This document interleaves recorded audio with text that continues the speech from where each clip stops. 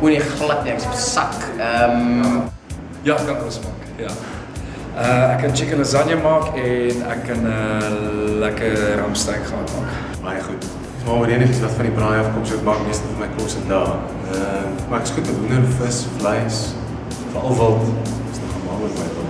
Pasta. Ek kan baie goed kos maak, ja.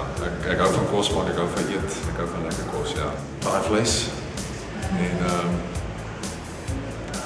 ek is ook goed met in die oondbak, brood, spaghetti, lekker geregte, ja. Breakfast is my beste een.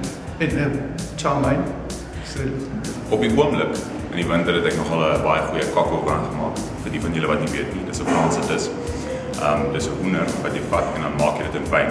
So wat jy doen is dit gebeur oor 2 dae. Die eerste dag brei jy die hoender met eie, wel nie eie nie, eintlik shallots en knoffel. En dan gooi jy 2 glas brandewyn in en 'n bottel wyn.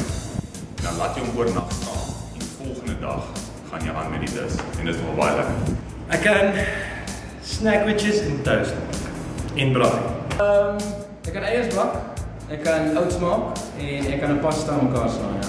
Ek kan actually bietjie kos maak. Seekos is my speciality.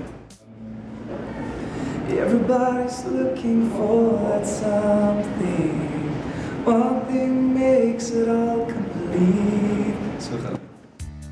Ag, saam met vriende kuier, gaan dans, maar sexy dansmoes vir my en dit ja, lekker geselskap. Saam met vriende, seker. Ek gaan net 'n lekker tyd hê. Rustig kuier. Dis ek sê dit.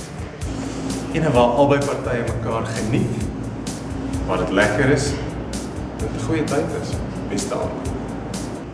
Ek dink dit kan enige plek wees, enige iets, whatever jy gaan doen. Ek geniet dit net as jy saam met mense is wat jy regtig wil omgee. Van my ma en my dogtertjie. Ja, ek dink mense kry, maar dis oor mense op televisie is, so dit maak 'n bietjie maklik.